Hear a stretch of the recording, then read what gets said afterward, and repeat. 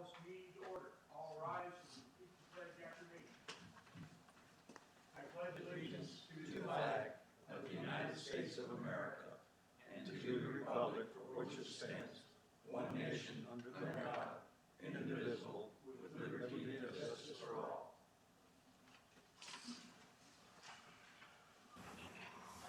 Roll call. John. James. Commissioner Smith. Here. Commissioner Montoya. Vice Chair Smith. Here. Commissioner Mayor. Commissioner Mercer. Commissioner Bacon. Here. Chair Nentine. Present. Chair Yoder. Thank you. Approval of minutes of May 6th. Need a motion. I'll make a motion to approve minutes for May 6, 2026. I'll second that motion. Motion's been made and seconded. All approved, say aye. Aye. Opposed? Motion carries.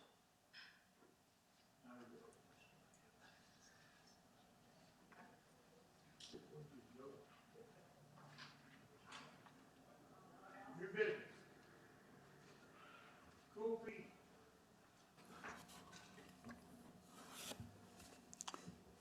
Cool PZ 260514, a rezoning application request to rezone 160 acres of land located northwest of the intersection corner of South Highway 87 and East Hannah Road from the agricultural zoning district to a general industrial I2 zoning district by Tim Hansen of Hansen Engineering and Survey on behalf of Paso Fino Horse Associates, LLC, in conjunction with the Clark Pacific Corporation, APN number 401-48013R.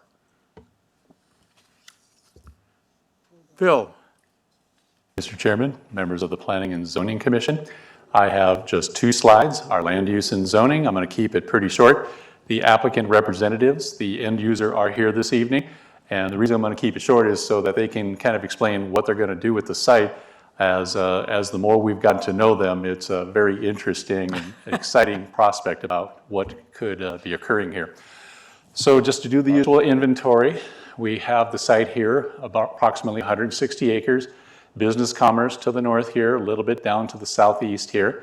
The majority of the area over here from a land use standpoint is industrial. As we transition to our zoning map, you can see the subject site, as is the request, in the green being the zoning, or excuse me, the agriculture. I2 is predominantly in these areas here, so it makes sense as a nice transition for this relative location. That said, Terry, who's kind of the main contact point person, if you would have him at the podium, can tell you all kinds of interesting things that might actually make you even more curious. So. Am I in trouble? Oop. Nope. Uh-oh. Give us your name and who you represent. My name is Terry Street. I'm with Street Consulting, representing Clark Pacific, who is very interested in acquiring this property once it is properly zoned and meets the minor general plan amendments accordingly, that we hope to build a precast concrete manufacturing facility. So we're in the business of manufacturing precast concrete, from structural precast to architectural precast. Look to bring very few people out of California, and would employ anywhere from 100 to 150 people here, with maybe 8 or 10 max coming from us. So it would be all local hires, and be working with the development groups here to hire welding concrete, intend to put a brand new batch plant on the property, et cetera, buy aggregates, rock and cement locally. I invite people to look up Clark Pacific on the internet. Their 2 main plants are in West Sacramento, but they completed an entire Apple headquarter building in Cupertino. If you've seen that crazy spaceship, that 95% of that building was precast concrete, and Clark Pacific managed to put up, manufacture, and then at the job site erect 5.8 million square feet of building in 11 months. So it's pretty rapid, and they're becoming very popular around the country. We have projects in New Mexico, Texas, and even south of here in Tucson that we'd rather manufacture here and deliver in a shorter distance, et cetera. So we're hopeful that the zoning and everything passes through so we can acquire this property and get to work. Tomorrow, Tomorrow? tomorrow. As much as you say that, we would love to be manufacturing literally end of summer. So we are serious about rocking and rolling. Is your headquarters intending to move from California to Arizona? At this point, no, but too many of the family members all live right there next to the plant. So it's actually a privately held company. It's all family members that have owned it, multiple generation. They're now moving into the next generation of leaders. Clark here is with me, is one of the next generation, the four cousins that are all nephews of the owners, and they're the future of the company. Well, they're going to find that California has nothing that Arizona can't give them. I'm not so sure I wouldn't agree with you on that one, so. The ironic part is there's so much of California when you get out where we live that think a lot like Arizona if you can get off that coast, and I probably don't need to comment on that. Okay. Questions? Okay, stay there. We'll. Go ahead. I was just curious how many notices were sent out to local neighbors? Do you know? Those persons within 300 feet, as far as the exact number, I'd have to go back and take a look at it. But a list was generated from the assessor's website, 300 feet, a map, and the list, and that was populated with the letters and the envelopes that they went into. Yeah, I know what the distance is. I'm well familiar with that. I'm just curious how many of the neighbors were contacted? As in, they called us? No, letters sent out. Once again, I don't have that exact number right now, but within the report, there was two persons listed under the public comments from Lisa Perez for Jason Rose. She is a Planning and Zoning Commission member for one of the villages in Phoenix. And then we also had a call from Jeff Cooley, who is the Yeah, he farms over father there. of Cooley Station and stuff, so I had a fairly long conversation with him. So they called and we had some nice long conversations, so. I just want to make sure that the citizens that live within that 300 feet, We're all notified? yeah, we're all notified. I'm sure they were. I'm just asking to ask in case that they weren't. What's going to be the fire protection out there? I'm pretty familiar with that soil. Is that going to be handled by the city? I mean, is there fire hydrants out there already, or? All of our water is going to be generated on our site with wells, and I'm sure when we get further into the planning and we meet with the fire department, they may require some tanks or whatever. The concrete's not very flammable, I and the got steel that. forms are pretty good, but we have a concern for life safety for proper access and circulation that we'll coordinate as we move further into design. I'm sure you're really familiar with the soil type over there where you're proposed to go in there. But, you know, if you, back when they were putting in the CAP laterals for the Colorado River water canals, that dirt out there is like cake flour, meaning that you could get stuck on the road in a two-wheel drive truck if you weren't paying Yeah, attention. we're expecting a substantial investment in compaction, and then we're going to put rock and gravel over the vast majority of what we do not pave for parking lots to keep the dust at a minimum. Okay. So are there functioning agriculture wells on that property? There's two registered wells. Okay. I've got Weber Water Resources has cambered them, and they're going to go back and clean those probably starting within the next 2 weeks and give me a full look. They were originally 600-foot wells back in the 80s with water at about 480, and they say the water's currently much higher than that. And there's paper water on those at about 200 acre feet that we won't need quite that amount. And we're in conversations with Ron McEachern about potentially using some of his water for the construction only. We know we are not allowed to use that for our plant whatsoever. It'll be still going right through the middle of our plant. And we're working with some design firms now to put some crossings across the canal with George Cairo and the group up in Mesa who work with the Bureau of Reclamation to acquire those. So we think we're taking the right steps. I'm sure there'll be a few more speed bumps in our way. We're going to learn as we go. Yeah, so on industrial use for water, do they have to recharge?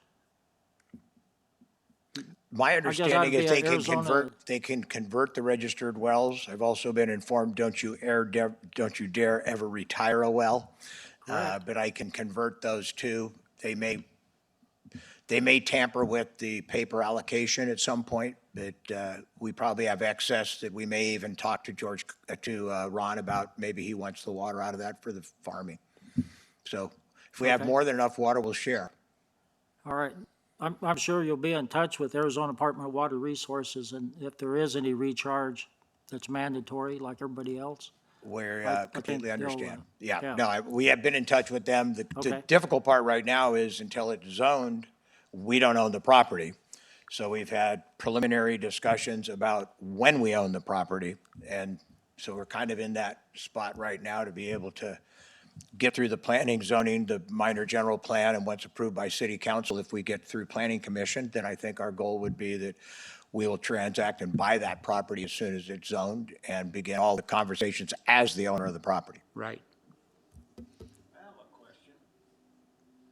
I have 5 acres, not on He this can't property, talk till- but I irrigate out of the Central Arizona Project, You can't and talk that canal that runs right down Hannah. till call to the It's public. gonna run right through your property. Sir,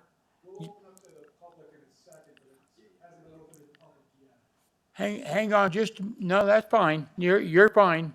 You got a good question, and I know what you're asking, and you just hold on a minute, and we'll get you up there. But I could just share Go at a ahead. random conversation, maybe, that we know there's some canals going through our property, some to the north, parallel to the others, and Ron is looking at those as to which ones people have rights beyond that we're going to have to honor. If that helped. Okay. Thank you.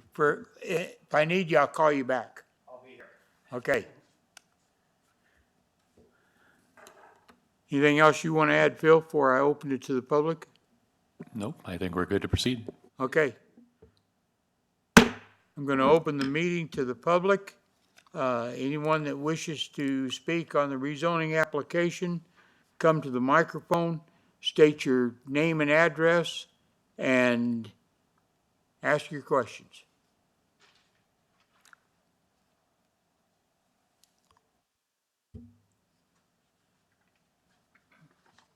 He's the closest guy to the property. Okay, This property is closest to the proposed.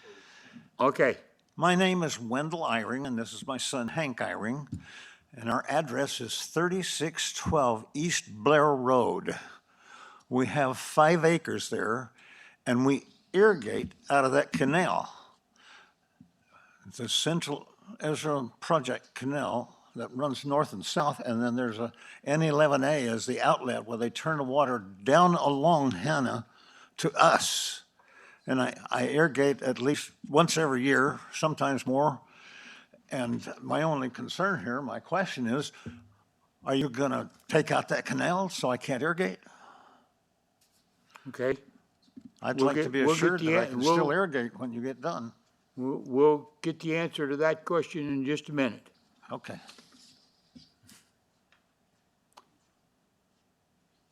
Anyone else want to come up to the microphone and ask any questions, or? No takers. Yeah, we actually walked that canal early this afternoon, and so it's still filled with a lot of stuff. So if anything, it's going to be cleaned up and probably let water flow through it a lot easier for you. We are going to have to cross it to get into the property. So and if we did that with proper, approvals, we may put some of it in a pipe to clean it up, but we don't intend to cut off your water, Okay, if that's the answer you wanted to hear. that's the answer you wanted to get. I think you're saying I'll still be able to irrigate. Yes. Okay. Okay, thanks. Any other questions on the rezoning application? I'm called to the public now. I'm going to close the call to the public. Any other questions from the dais? Go ahead. Just a couple more, are you gonna have like a closing statement or anything, applicant? No, Okay. So you're pretty sure on the jobs, it's gonna be around 150 plus or minus? And you're only bringing 8 to 10 folks from your office in California, plus or minus? Those are preliminary estimates at this point, yeah. So we've had conversation with James and with the mayor and some of the group, but, you know, we intend to be a good neighbor once we get here, and it behooves us to hire people that are here. So it's going to depend a lot on what the workforce has to give us, too. We're going to need guys that can bed and rebar, weld, run batch plants, place finished concrete. So our hope is to find them all locally in here, but it may have to go to Casa Grande, to Eloy, wherever to fill the needs of the job. We're going to have orders to fill, and we're going to need to produce, you know. The way that precast works, quite often, we will fill a form every single day, and it'll come to strength, and we'll snap them, stack them, reset the forms, and pour again. So some might be on a 2-day cycle, but there may be 20,000 square feet of a double T or a plank or a beam that they'll be poured every single day. Will your property have a perimeter fence around it? To be discussed, but probably for safety and security, yes. Okay.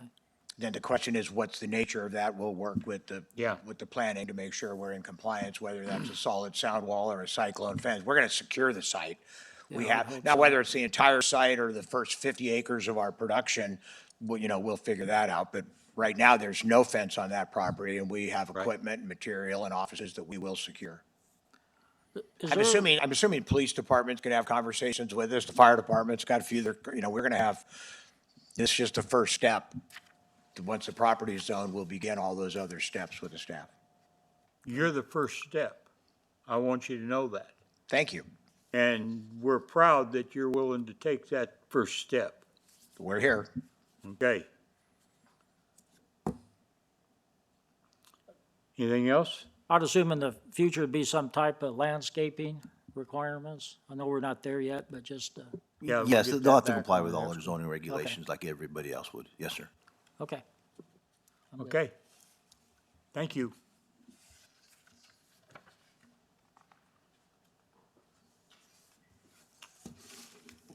No further questions? Can I have a motion? I'll motion to approve Cool PZ 26-05-14. Second? Oh, second. Motion's been made and seconded to approve Cool PZ 250514. All in favor say aye. Aye. Opposed? You're number one. Thank you.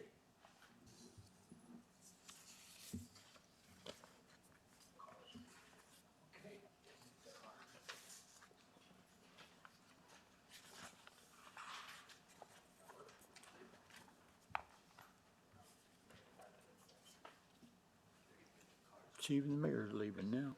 Shit. He don't want to have to mess with that second.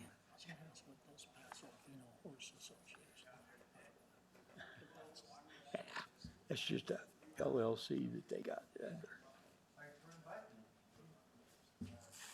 Okay, Cool PZ 250919, a planned area development major amendment.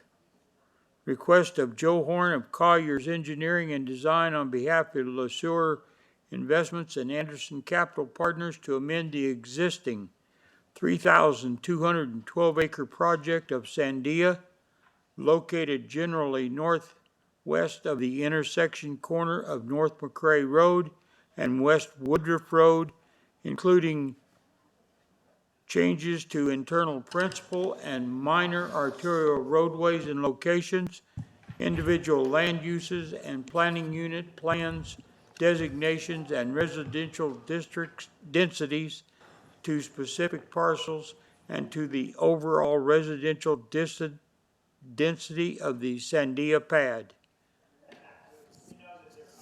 Phil? Mr. Chairman, members of the Planning and Zoning Commission, this is another fairly extensive project that we have this evening. The relative subject matter experts are here to expand far beyond what I'm going to very quickly in a few minutes here summarize. First of all, to start off with just inventorying the land use as urban neighborhood, as the majority of the area is and around the area.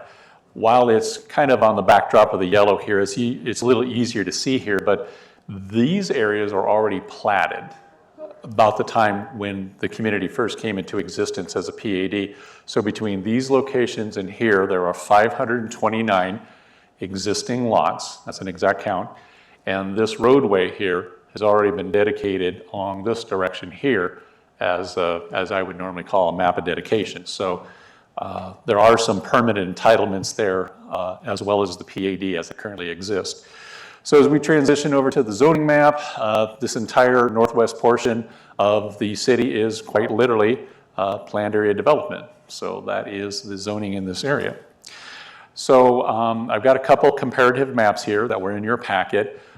There's basically a couple of high-level topic matters that I'll focus in on here, which is the main theme for the major planned area development amendment this evening. And once again, I'll let the applicant and the other representatives have a presentation that they would like to show you.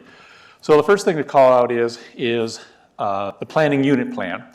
This is a concept that was quite often done in the 80s and 90s, and this was meant to be like an extra step between the master plan or the planned area development before you would go into site plan or preliminary plat.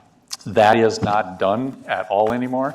I had this in a few projects when I was out in Buckeye, but even then, 25 years ago, they were abandoning that and moving on to the traditional model, which is the PAD, and then going right into the preliminary plat or the site plan aspects. So that is one portion of the major amendment. Once again, this is the area a little bit in here that has already been platted with some of the roadways and stuff, so that will be continuing to remain. That's called out here with the platted subdivision areas. And you can see the little cross hatching here shows you where that existing map of dedication or right-of-way is. So the other portion is this entire location here. And this was originally supposed to be a very large retirement community. And in its time and place, it was a very good idea. But even when I was in Buckeye 20 years ago, they were already trying to reduce what had just been approved a year or two at that time. This was several hundred acres, reducing it down to like 40 or 60 acres for a retirement type community. So it was even occurring then. This has just been recurring since this original approval in 2005. So that means that this would turn into just regular conventional housing as far as single family, singles, whatever, whoever's living in the units there. The golf courses that were planned here would not be a part of this portion. No matter what at this point in time, in the past or in the future, the PAD section requires a minimum of 15% gross open space. So even though the golf courses are coming out of this particular portion with a retirement entity, there still will be an allocation for open space. So this was just to compare the land use plans side by side. So we'll go into this next section. I'll just spend a little bit of time here because this borrows from the last one. It's a little bit bigger of the map. It's a little clearer, easier to see. Our first tables here that we're going to make a comparison into the next slide are here. What I will call to your attention is the current inventory of what they call their land use budget, 3,212 acres, taking away the golf course portions, which that much land gives you what would easily occur in just additional units. And the increase to 11,839 from the 11,070 that we'll see on the next one is actually within the framework of their development agreement, but also allowed by the planned area development concept of the land use to the general plan. So they're going from a little less than 3.5 to 3.7 dwelling units per acre, which is actually still pretty low because a lot of densities throughout Pinal County in the urban areas and even up in Pinal County, or excuse me, up in the valley, are easily in the 4 to 4.4 range and stuff. So it's within that range. So just a few things to call here since it's a little easier to see. The widths of some of the arterials and the collectors. I'll go back to the prior one just to quickly show you. This is another major component. Originally, it was going to be served by an internal collector loop system, which is fairly efficient if it's for most of the trips coming and going on site. Like for instance, coming from your house up to recreational centers or a park, or maybe even a grocery store up here, that type of thing. The proposal is to basically go from that to what is more of a traditional regional system of connectivity between the major arterials. We call them principal arterials, 130 feet in width. Minors, 110, but the transportation study relative to the density here showed that this would work with some collectors in a few places and some well-distributed arterial things. And just a little notation here that this little advent right here, or jog as I call it, is actually already in the general plan. So the proposed changes that they're doing here, they're just kind of mimicking the symmetry here. And as I describe it, that can actually help add to the streetscape, as I call it, even on the arterial elements, instead of looking at a straight run for a mile or two. So that's actually kind of a design enhancement there. And so we've got 82, 80, 72. I call those out for right now, but I'll come back to them in just a little bit. So I'm gonna move past this with our table here, brought down here. That's the same thing on either side of the last one. This is our first view of the prior land use budget. The primary things to look at here, 3,214 acres. Seems to be 2 acres left. Maybe the survey was more accurate this time. But we have checked the legal description and it is accurate. So if it's recommended for approval here, that is already ready in place for the ordinance that would go before the council. So here's our original 11,070 units. Once again, the changes to the golf course component, the open space area will be the still minimum requirement of 15%. So it's just kind of yielding an increase of about 700 and some units, so 11,800. And once again, a density of 3.7. And they were very nice to provide an individual inventory of each of the tracts. The parcels, I should say. So you see the numbering 24, 25, 11. So you can see how they come together, broke out in the acreage, the estimated lot count, that could change a little bit, and then the density to arrive at an accurate 3.7. So since I'd mentioned the arterial element here, and I did say 130 and 110 feet as typical minor and major arterials, we call the principal arterial the 130. What is also proposed, and there was multiple meetings that we had, including Public Works. Ben was there, and he was okay with this concept. So what you see here is the cross-section of what would be a little bit less width-wise from the curb to the pavement, to the median, to the pavement again, and here is the overall width of those elements.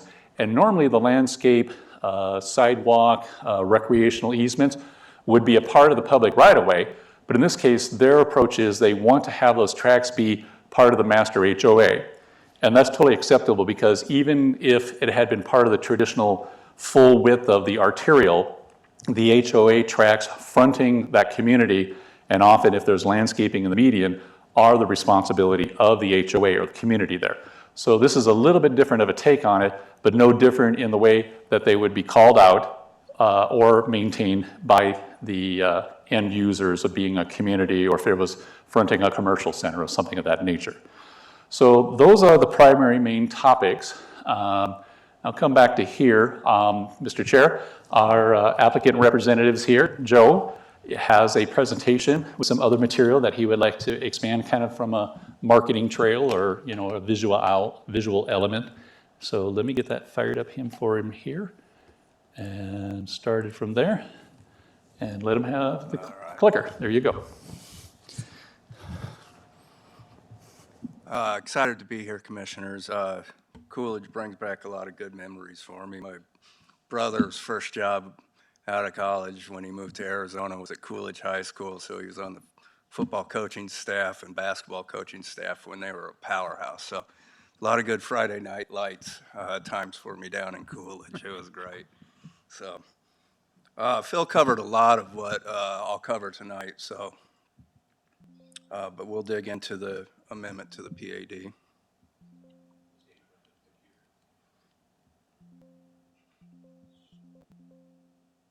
Oh, there we go. All right. So Phil explained the location of the site. It's highlighted in purple here. It's west of McRae and north of Woodruff. I'm Joe Horn with Collier's Engineering and Design. I'm representing Ty LeSueur of LeSueur Investments tonight. I'll bring actually Ty up to give you a brief history of the site, and he can kind of cover some of how this site came about and what we're looking forward to doing. Good evening, Commissioners. Again, my name's Ty LaSuire, and for the record, my address is 3850 East Baseline Road, Suite 114 in Mesa, Arizona, 85206. Again, I represent LaSuire Investments tonight and Anderson Capital Partners, who are and the Wirtz family, who are the owners of the property. As you may recall, this was the Wirtz farm for many, many years. The Wirtz family's been out here and done a tremendous job farming this property. Back in the early 2000s, 2005, they entered into an agreement with the Pivotal Group, who went through a lot of the planning, the initial planning process on this Sandia PAD. When the economic downturn happened in 2007, 2008 timeframe, the Pivotal Group lost the property that they owned and controlled to their lender, and they pulled out of this project and moved on. Starting in 2015, our group started initially purchasing property from the Wirtz family, and then we reassembled the property that the Pivotal Group had lost to their lender. So effectively, we brought all of this property back together into one large piece of property or master plan community. So we, in conjunction with the Wirtz family, we farmed the property and have farmed other properties here in Coolidge for a number of years, and have been grateful to have a long relationship and history down here in the Coolidge area, and are excited to continue to be able to have a relationship here in Coolidge. I think the other thing, so we're a family-run office, family-owned and operated, and we don't have, unlike the Pivotal Group, we don't have shareholders or lenders or other groups that we have to satisfy. We're able to make decisions on our own and be able to move forward, and which is helpful from a planning perspective. I think the thing that I wanted to really impress upon your minds this evening is, again, the plan, the Sandia PAD, has already been reviewed and approved back in the 2005 and 2006 timeframe. It's a plan that exists today. So if no other changes happen, if we don't make any adjustments to the plan could move forward. We could develop the property and move forward based on what's currently there.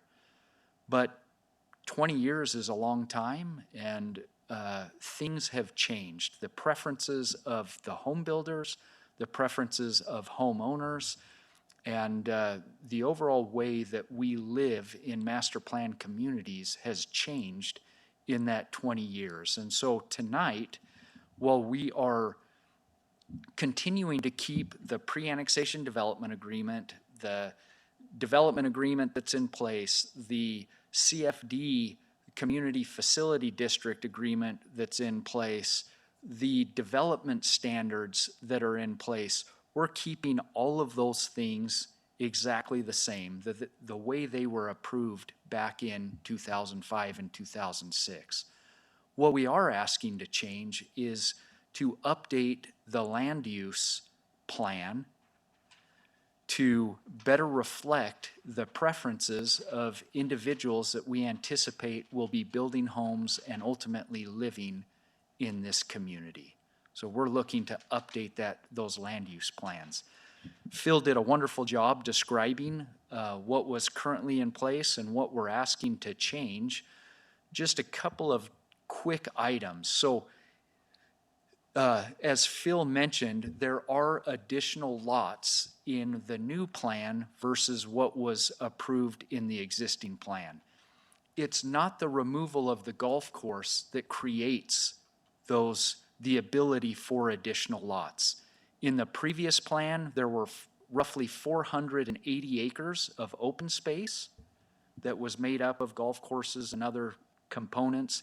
In the new plan, there's still 480 acres of open space that will be made up of parks and other amenities for individuals to use.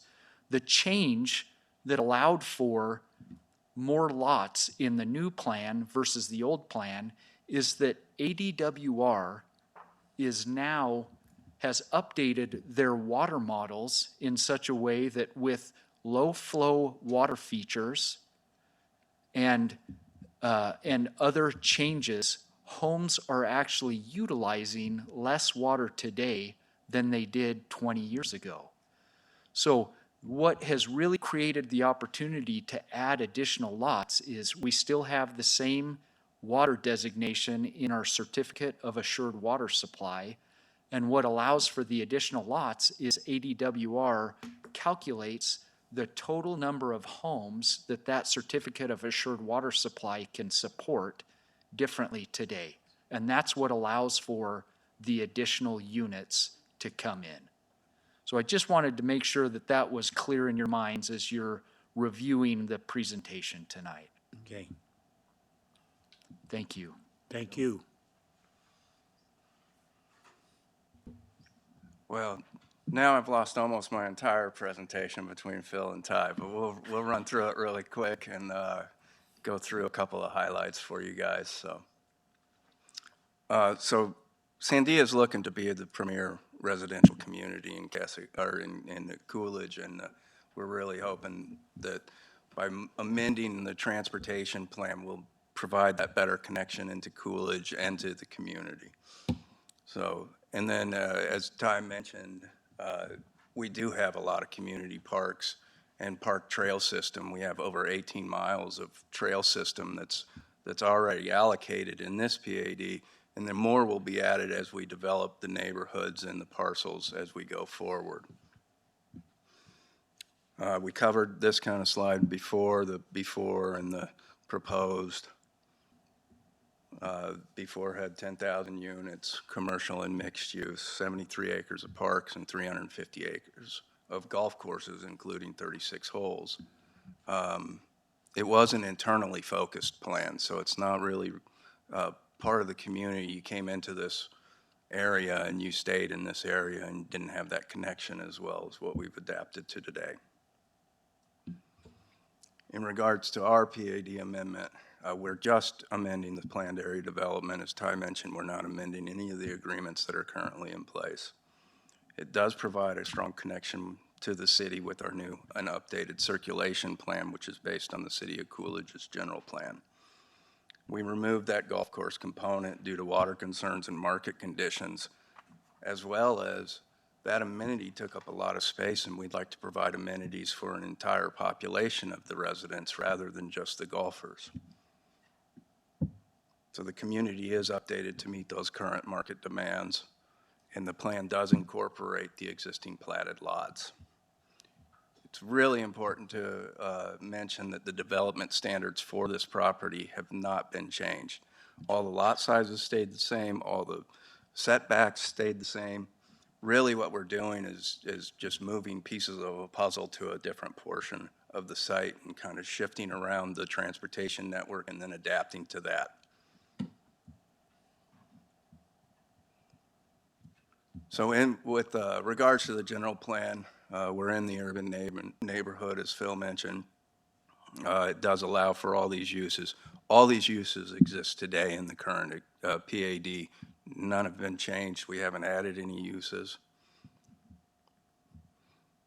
Here's a quick shot of the general plan, and you can see Vacaine Road and Coolidge Avenue come in, and they terminate at McRae, and then you either need to go north or south. What we've done is connect those into Bechtel and to Val Vista and Woodfield. So it does provide that better connectivity to the city. And then we also straightened Curry up north and south. In the general plan, Curry was actually running straight through those platted lots. So we had to do something to amend that alignment so it didn't interfere with the already existing platted subdivision. We've covered kind of the unit count.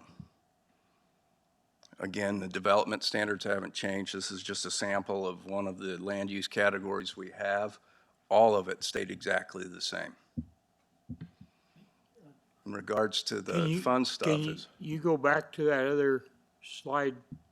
There you go. yeah, so this is the existing PAD down in the bottom on the left. And this is our current PAD. So all those standards were just carried over exactly as is into the new PAD document. So the measurement there, 15 feet from the front of the garage, 15 feet to where, the sidewalk or the street? So the front setback is 25 feet, but if you have a side garage, it can be 15. Okay, all right. And Thank you. that's what's currently existing in the PAD today. We'll talk about the fun stuff. So you can see here is our trail map. It's 18 miles of trails. The primary trail corridors marked with the orange dashes throughout the site. And then we have a 10-foot multi-use path along the arterials and the roadways. Right now, it's showing just, this is 18 miles right here. Once we start developing the individual parcels or villages as we go, there will be more trails that connect into those trails and more parks and open space that connect into that as well. So we've really shifted the amenity to be this golf course centric to being more inclusive of everybody, and we'll provide amenities in these parks and variety of amenities that I'll get into on the next slide. So we have 4 community parks right now, representing about 166 acres. We've got categories over here with the amenities tables. So each of those community parks will have to provide a minimum of 3 of the items in the category 1, 4 items in category 2, and 5 items in category 3. Our goal is to spread out these amenities throughout the entire community so there's a range of recreational opportunities for the residents of this community. And then we also have neighborhood parks that will go in there that will provide 2 items in category 2 and 2 items in category 3. So we're going to really have a lot of different amenities for these residents to enjoy. And beyond that, once the parcel's developed, they'll also have open spaces and trails that connect into this whole system. So in summary, this enhances conformance with the City of Coolidge general plan. It provides a strong connection to the city, removed the golf course component. It introduced the robust trail system and open space plan. And we updated the circulation plan based on the City of Coolidge's general plan. We updated it to meet current market demands. So we think this is a buildable community.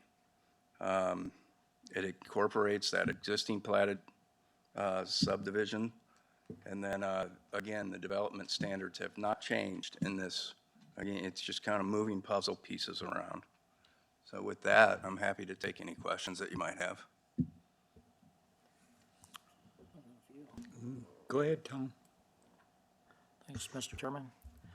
Yeah, I got a few pages of questions here. I was waiting for that. I figured, Okay. Commissioner Scott, that would be the case. What do you expect from the start of the building to the completion of this, of Sandia? How many years are you just forecasting there? I know it's- This is a very large site. You have 40? Thank you for the question. I would anticipate on, call it roughly 12,000 units, that a project of this size is going to take somewhere between 15 and 20 years to build out. So in that 15 to 20 years, you could be back in here telling us that the market dictates a change in either the size of lots or the quantities of things of that nature. That's kind of common in projects like this throughout the county. We tried really hard in this plan to create some of that flexibility in anticipation that things could change. But, so we're doing our best to look out ahead of what's happening, what those current market trends look like, and what's being demanded, and trying to create a flexible plan to anticipate some of those types of changes. But you're correct. I mean, if we look back 20 years ago, there was no such thing as a build-for-rent, single-family product being built in the Phoenix metro area. That's a new category and a new product that has come into place since the time the original Sandia plan was approved.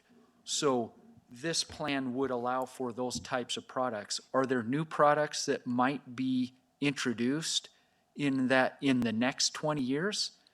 The answer is yes, likely there will be new product. So it's possible that we would need to come back and amend a portion of this plan, but I don't anticipate that the entire plan would be amended. Right, I understand that.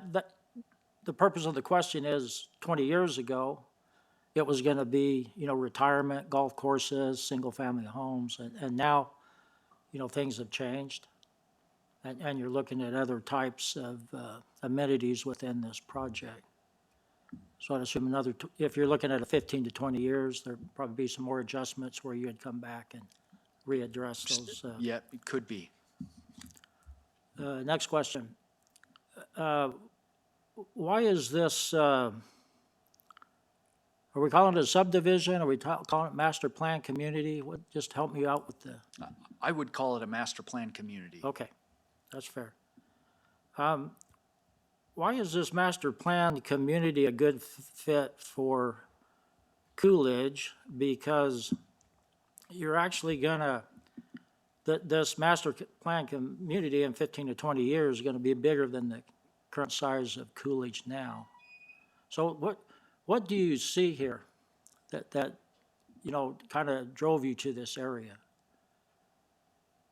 Well, again, initially, we bought the property, we liked the farm and bought the farm ground and have been productively farming there for a while. Right. But in terms of why we think it is a developable site and what attracts us from that standpoint is, number one, certainly the proximity to existing infrastructure, roadways. There's certainly other infrastructure in the area is attractive. I think number two, it's well located within Pinal County and accessibility to jobs here in Pinal County. It's also well located and accessible to get back to up into Maricopa County. I would anticipate there will be some individuals that will be commuting that direction for jobs as well. I see a lot of our current residents going up there to Gilbert, Chandler, wherever up that road. I don't know if you're familiar and if you drove that road between like 5 o'clock in the morning to 8. Yep. And then like 3 o'clock to whenever.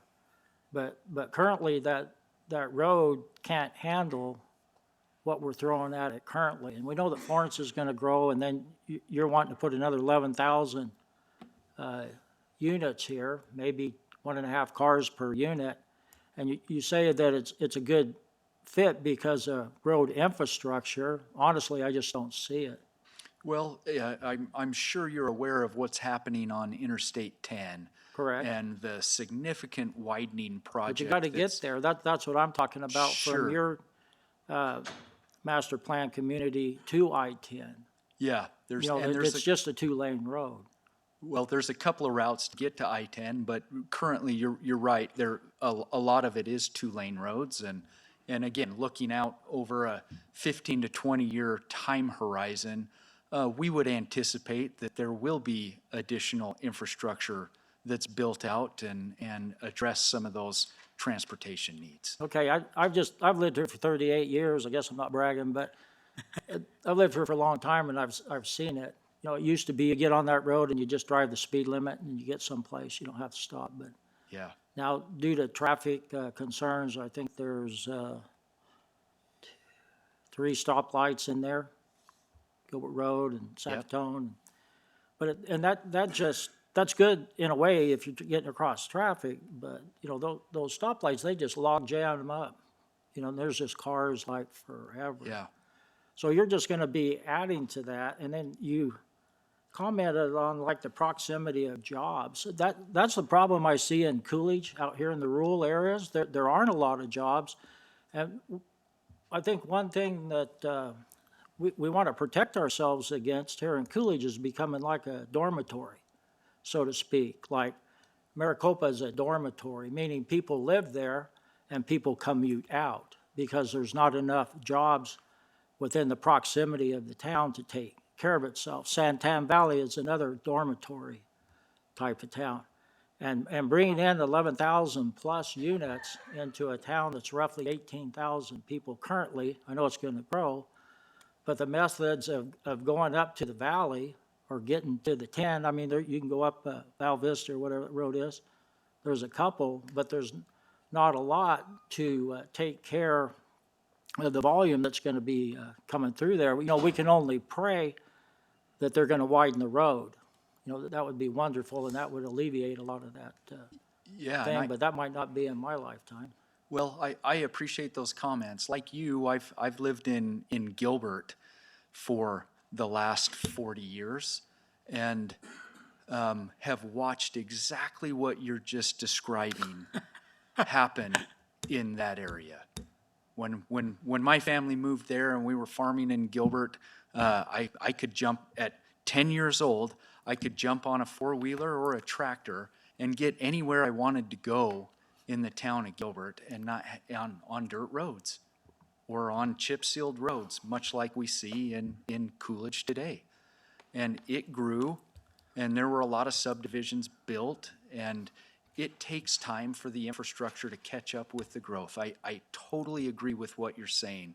And we've seen it time and time again around the valley, around Pinal County. And it takes time for the infrastructure to catch up. But it's all of the impact fee dollars that are spent by developers. It's the tax dollars that are spent by individual homeowners, and the sales tax revenue that's generated by retail that is going to allow for both Pinal County and the city of Coolidge to continue to help improve this infrastructure that will allow for the movement of the individuals that we're talking about. And so I appreciate the questions and the comments. It's, again, this project has already been approved. It's coming, whether we love it or not, this project's coming. We believe that this new plan better reflects what the city of Coolidge was hoping to accomplish in their general plan and their transportation plan. And it also reflects what the current desires of homeowners look like for a master plan community. I honestly just don't see it. You know, my family started farming in Gilbert in 1910. Yeah, Been there for a long time, been up the cement roads, learned how, I did, my dad water ski in the ditches and sure. whatnot, things like that. But, I mean, from my point of view of living here and looking at our current situation, I mean, we're not even ready. You know, we're not even 10% ready for something like this with our roads and our highways and intersections with lights and all that kind of stuff to take care But of this just type remember, of, just remember, Tom, this, Am I on? There we go. this is gonna be built out in 20 years. I got it. Yeah, I mean, know. we're looking at, today, we can handle what's gonna happen. Today, we can handle what we have, Right. correct? And this is gonna add a little to that. That's gonna force it to change going forward in the next 20 years. Okay, I believe that. Okay, that's the way the system is designed to work. So I think everything will go the way we want it to. And I just want to make sure we're just staying on Right. topic. Thank you. Got it. I guess, have you done like traffic impact studies? Yes. I didn't see any in my packet. That's the only reason I asked.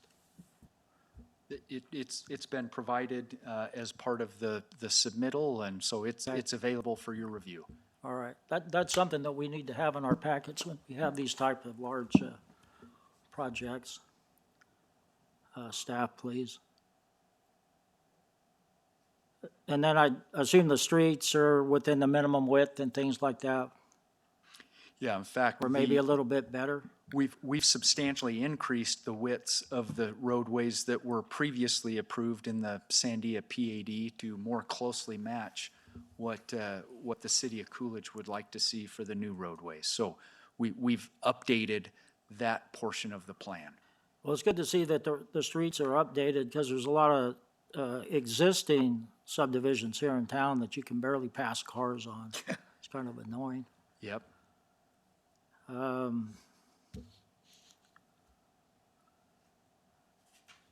Yeah, not really related to this project. I just wish that we would develop more of a work and live environment here in our community. So to have that balance when we get large proposals like this, have something for the people to do that live in this area. I also noticed you have like low, Low density? there you go, thank you. Low density, medium density, low density is 4.25, medium density is 6.0, and then high density, are we talking apartments at high density? The high density would allow for apartments, but it would also allow for townhomes, build for rent, and other type of product as well. So I guess let me just ask the question, are you gonna have apartments in high density? That's what I usually Yeah, refer to. I would expect that there probably will be some apartments that, again, they were allowed in the existing plan, and the new plan would anticipate apartments as well. Okay, yeah, I didn't see them in the existing plan, but the other thing is, you mentioned briefly that they would, so this master plan development, the homes, are they being built for people to buy and move in? And you mentioned something about rental. Maybe you could Yes. just clarify that a little bit. Yeah, I think the vast majority of the homes in this master plan community would be a for sale product. There are some for rent or for lease products that are, as house prices go up, there's an affordability challenge, and so the for lease product allows for individuals to be able to rent homes as opposed to buying homes. So there will be a small component of rental properties as well, which again would be allowed in the existing plan. Okay, and then you're gonna have a HOA in Yes, place to police things like that? that's correct. Okay, I can take a break for a minute till the citizens talk. I'm not done yet, but. Okay. Any other questions? Yeah, he's got several more, but he said he'd wait a minute. We'll see what the citizens have to say. Then we'll come back to you. Phil, you got anything before I go? Okay. I'm going to open the floor to the public, and anyone that wants to speak, come to the microphone, give your name and address, and tell us what you think.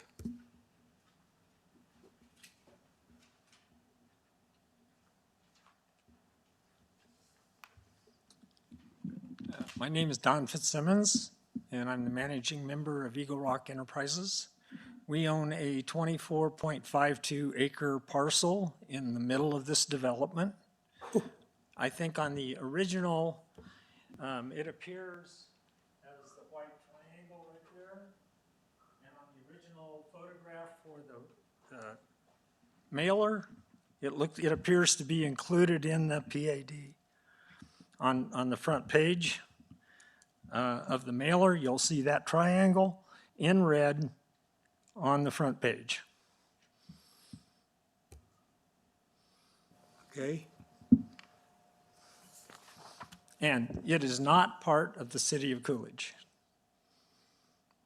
And it was, the transportation plan was addressed in the pre-annexation agreement, and it appears to be substantially changed. And it affects the fair market value of our property because it's changing the access that was originally designated to go through there, and it's been eliminated. And I also had a question regarding the planning and zoning. I received a letter dated May 22nd, and I tried to get the mailing dates on it. I didn't get the letter until a short time. I didn't have time to review it with my lawyer. I asked them for the dates of the mailing. They don't have them. And I also got another letter on Monday that was dated June 4th. The letter was postmarked on June 4th, and the letter was dated on May 22nd. So there seems to be a serious problem with the mailing proper notice to the people involved in these projects. Thank you. Mr. Chairman, can I ask you a couple of questions, please? Not to the public. Yeah, it's called the public.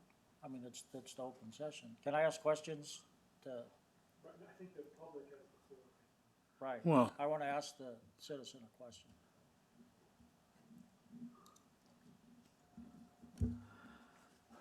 Yes. Sir, Yes. can you walk over to the map and kind of point to this property that you're talking about? I can't figure it out.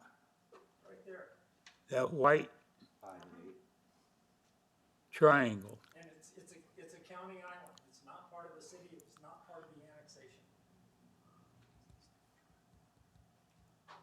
So just in review, you received a letter on the 22nd, a notice for this meeting? No, the letter was dated on the 22nd. Dated. I didn't receive it till several days. The 22nd fell on a Friday, and I didn't get the letter till midweek. And, you know, I've asked to have a copy of the mailing. I can't verify when it was mailed. And then I got another letter on Monday that was dated June 4th. The letter's dated May 22nd, and the postmark is June 4th. That one is for the city council meeting. Okay. So what's access currently to your property before? I currently have access to the property from the farm road that comes off of here, right there, and down the canal. What? In the pre-annexation plan, there's a road going through there that no longer exists. And I feel like it's substantially impacted the value of my property. What was the intention of your property when you purchased it? My dad traded that property years ago. We owned a lot of property. He didn't really have a purpose for it other than the fact that one of our cousins owned another property that he traded for it. Okay. But I've also been involved in the original annexation with Pivotal, and it's not annexed into the city of Coolidge. So it's a county island. I think you just said that, Yeah. correct? Mm-hmm. Okay. Thank you. Okay, thank you. Okay.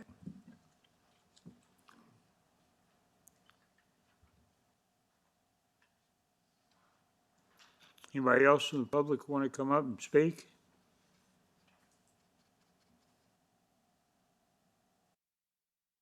Nope.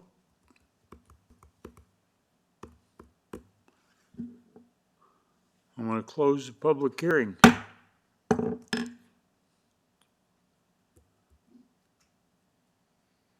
You got any other questions you want to ask, Tom? I think the applicant needs to come up and Okay, and I'll hit. could you? Got him. Do you have any closing remarks that you'd like to make? Yeah, I think I would just add, I appreciate Mr. Fitzsimmons and his comments and questions. Again, just for the record, our intention is not to include his property within the PAD. It's not it's not in the city of Coolidge, so it can't be included in the PAD. If the exhibit that he was sent was confusing or misleading, boy, we apologize that. That certainly wasn't our intention. I think that we're happy to work with the property owner to resolve any access issues or those kinds of things, and so we're certainly happy to have further discussion that way and understand the concerns and how we can be part of the solution. I think ultimately, in closing, again, I appreciate the opportunity to be here to present this case, and hopefully, we've done a good job of helping you understand why we believe that this amendment to the PAD is a good idea and actually serves the interests of Coolidge as much as it serves the interests of our development plan.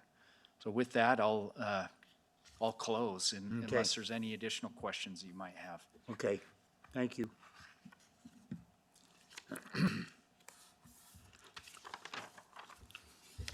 Okay, any other questions, Tom? Thing we need to talk about? Just give me a second here, please.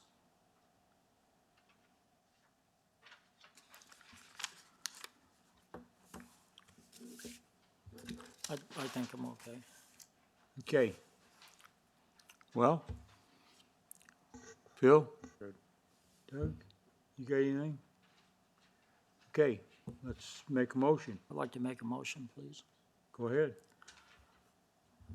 I'd like to make a motion that we table Coolidge PZ 25-09-19. I'd like to see this citizen that's landlocked within this master plan community dealt with in a correct way, so he doesn't lose any access to his property. His property remains valuable, but I'd like to see the applicant meet with him and get something resolved and just not leave that thing hanging out there in that area. And, I'd like to have a little more depth in the proposal. It is a large proposal. It's the largest one in this area. I'd just like to have a little bit more information, so maybe if we could table this item till the next meeting next Commissioner month. Scott, I'm sorry to interrupt, but this is just a recommendation. I mean, you can approve recommendation with notes to staff to do that as well. Just want to make sure you knew that. All right, So just make a recommendation to table it. I'll make a recommendation to table this. Do I need to say the thing out again to make it? Actually, what I was saying is you can bring this to a vote, and what you're talking about now can be done in a note to the staff to take care of. You can bring it to a vote now. You can vote to pass it, and then you tell them what you want them to do, and they'll do it.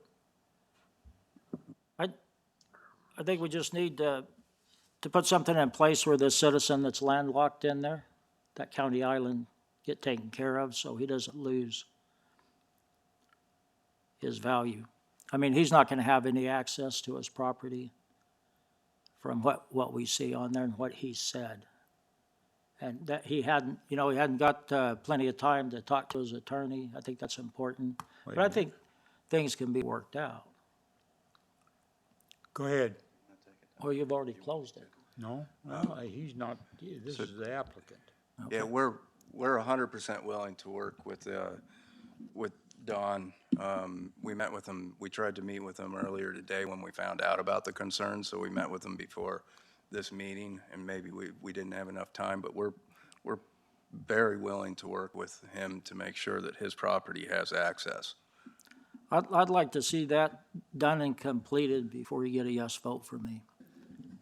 Tom, I appreciate your concerns here. Again, just to be clear, so the property's legal access today is across the canal, but is adjacent to the canal property.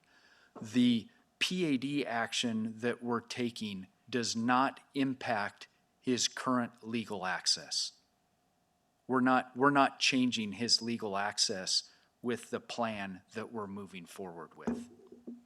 Okay, he So- just seems to be really confused about that, and I would like Well, to have that clarity. Yeah, and again, maybe to clarify, what I heard Don say, Mr. Fitzsimmons say, is that the previous plan showed a roadway that went to his property. The existing plan doesn't show a roadway that goes to his property. What we were talking about is we're comfortable making provisions for a roadway to go to his property. Okay, and what I'm saying is I'd like to have that in place before a vote's taken. I just want to make 100% sure that that's in place with him and he's satisfied. Yeah, I'm not sure how we, I mean, until the property is platted and engineered and the roadway's designed, like, we can't establish a roadway easement. I'm not exactly sure legally that we can do what you're asking us to do. So I guess help me understand what you're looking for from us.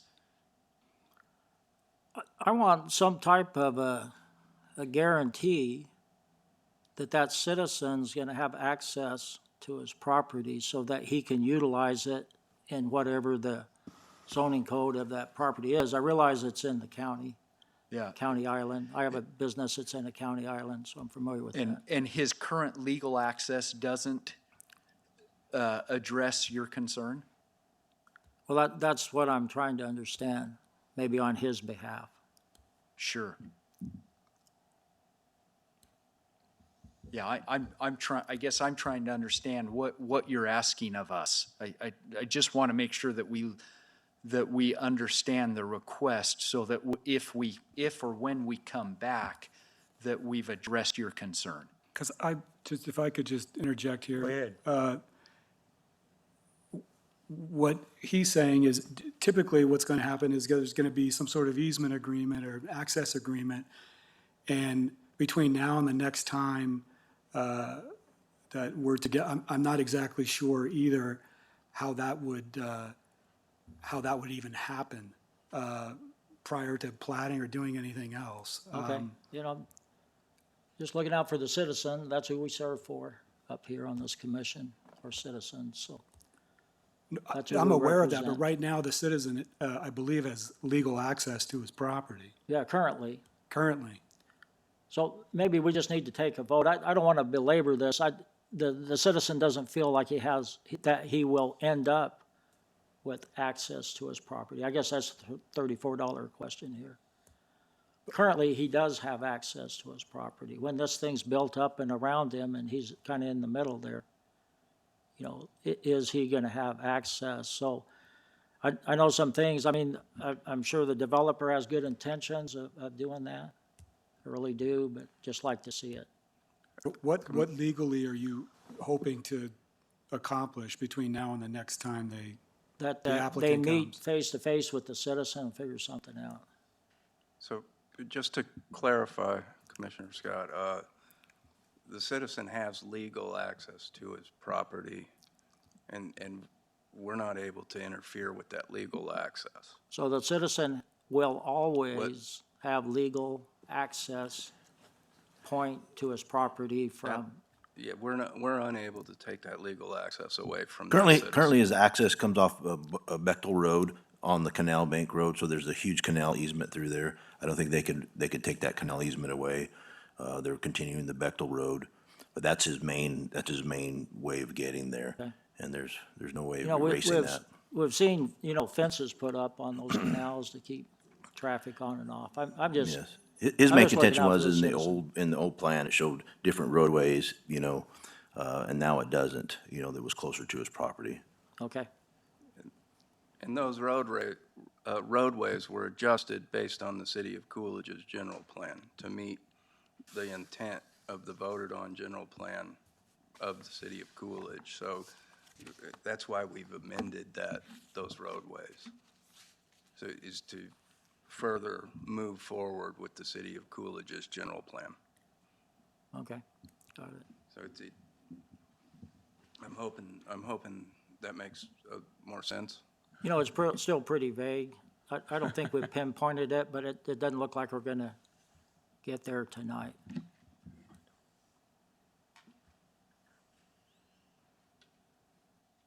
Okay.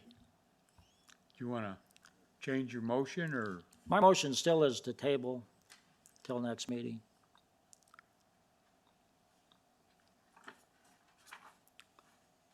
Well, I guess we need a second. Need a second on that motion?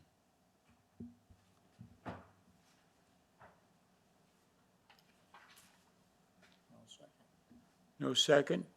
Motion dies.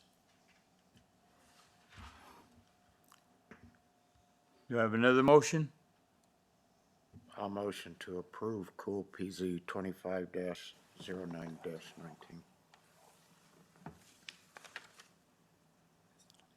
Do I have a second?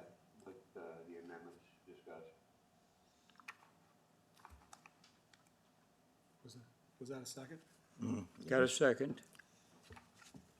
Okay, I have a motion and a second. Do you need to do roll call? No, I don't believe so. All in favor, say aye. Aye. Aye. Opposed? Nay? Motion fails. Passes, sir. Passes? Yes, sir. 3-1. 3-1, sir. Okay. 3-1. Motion carries. No. But that's okay. They said yes, that's okay.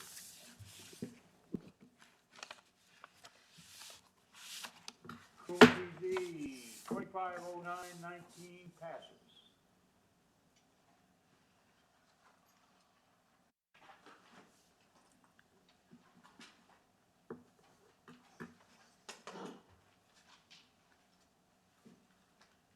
Now.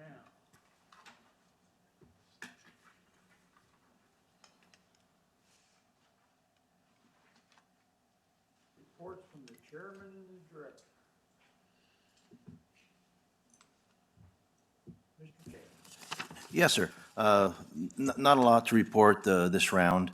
We'll be bringing a few more items next month that are kind of exciting, we can't really talk about, but, you'll see it. We did receive 2 more grants for the airport for some taxiway grants, almost totaling, $270,000 for some design work, which will follow up with the construction. Our offices will be closed Friday the 19th for a holiday. Also, they'll be closed Friday, July 3rd for Independence Day, and then we will have a celebration at 671 East Coolidge Avenue, starting at 6 p.m. for the fireworks and the different parks and recs. And that's all I have. No, should have something else. Should make a proud announcement to everybody about Watch Channel 11. Watch Channel 11, please. You wanna know when we're gonna have a meeting? On Channel 11. It's the planning and zoning meeting. So everybody can come to the planning and zoning meetings because they're gonna be announced on it. Along with the city council meetings, everything's all been worked out. I've been working on it. Get it all set. Time, date, everything's there.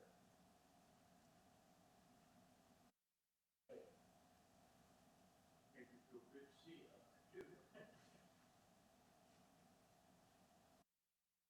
Okay,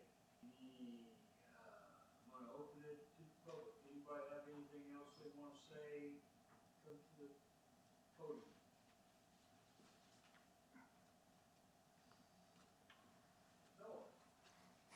Noah Hiscox, P.O. Box 309, Coolidge, Arizona. Just to let folks know, this gentleman, I didn't catch your name. Don Fitzsimmons. Mr. Fitzsimmons. He has access to his property on the canal, but just so everyone is aware, that access can be taken from him. It's provided, that's the BIA's right away. And they can, if, it's very doubtful that they would ever change that, but just so you're aware of it. he does not have permanent access on that. The BIA decided to change that and close that. They certainly could. They have complete total control of that.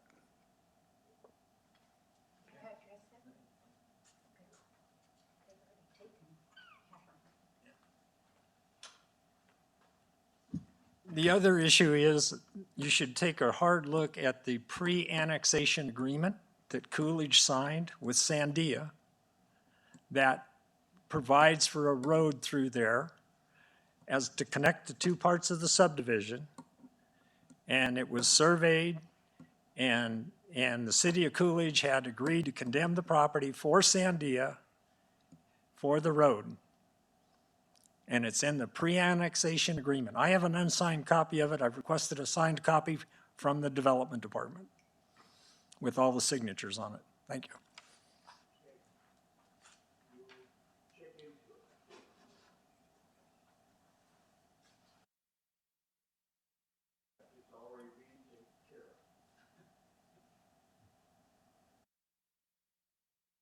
Anybody else have anything?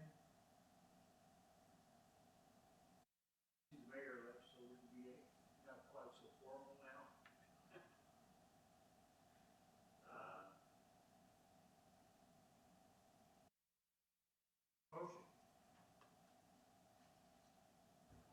I'll make a motion that we adjourn this meeting. Motion.